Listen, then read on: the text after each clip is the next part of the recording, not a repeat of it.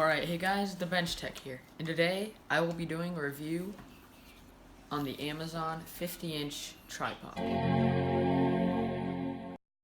Okay, so this camera is made by Amazon, or their own variant, Amazon Basics, and is 50 inches and has a starting height of this. Then there are 3 clips, and at first, or maybe just all the time, I think I will oil these up. They just need some use getting into them, because they are they're just not that easiest to slide. But there is the full length as described. That is not 50 inches though, but you can see how thin that is compared to up there, there, and then that level again. But you put all of these down.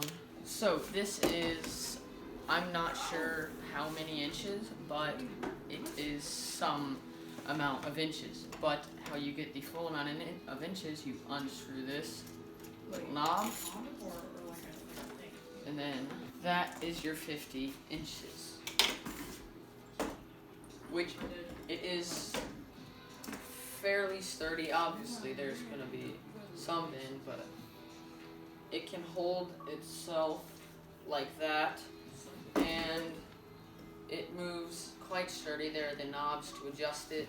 So this tripod includes a tri-figured thing, I don't know, stabilizer I guess you'd call it, which makes sure for such a small and, well, kind of flimsy, it's meant to be lightweight, not the strongest, cheap. That definitely helps support it. The tripods I have in my audio video class don't have this because they have locking mechanisms that allow them to stay still. But this has a level on it, which is level, and then this, the handle, is how you adjust the tilt up and down, which isn't the best because it becomes flimsy, and when you tighten it, it becomes tight, but definitely hard. It is made out of fairly cheap plastic, has your normal, okay, newly discovered thing. It comes apart, and then you just clip it back together, I really hope. Yeah, this is made out of fairly cheap plastic. They do have one, the 60-inch, which is $10 more maybe. Might be made out of metal, all metal, which would be a good perk if you want that, and it's taller. I would like the 60-inch, but this was in my budget, so that works fine. And actually I realize it's taller than I thought, or when I just used it to record with the tripod I'm using now. But yes, this adjusts the pan. Yeah, this little knob affects the pan, and you tighten it more. You can't move it really at all. The level works properly, which if you want it. Then there's this, I'm not sure if you guys can see this, but there's this little weird button here, and I'm not sure what it does. Wait. Oh. I think it's some sort of locking mechanism.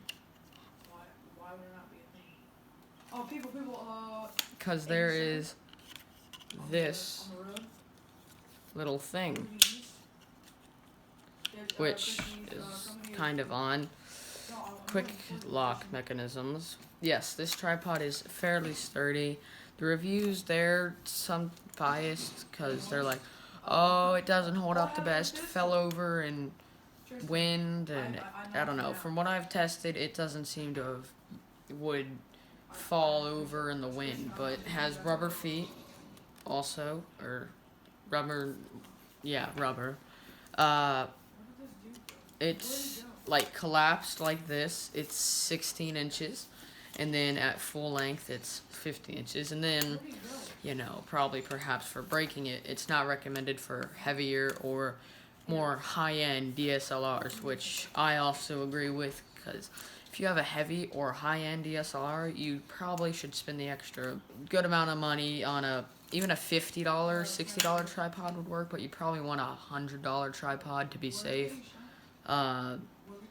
Yes, actually, it has a quick release plate, ensures fast transitions between shots. I'm not sure how it works, but maybe you need some proprietary thing. The 60-inch tripod, it looks more high-end, but it is 60 inches and $19.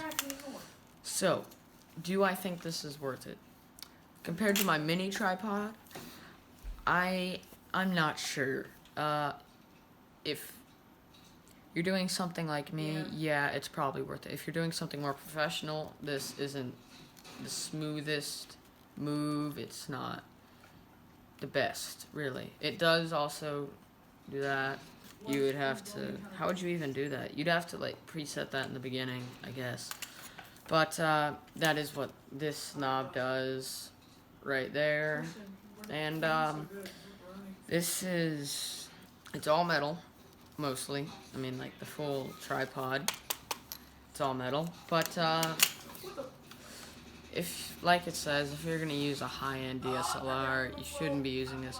If you're gonna use like more, maybe an older used DSLR or a smaller DSLR, or maybe like the Panasonic G7, yeah, I'd still recommend a more expensive one.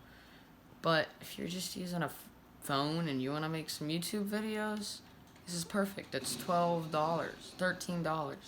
It's absolutely perfect. So, I hope you guys enjoyed this video. Don't forget to like and subscribe if you enjoyed the content. And if you didn't like it, then tell me why, and I will try to improve. Well, I'll see you in the next video, where I will review the Lot Fancy pack for my action camera.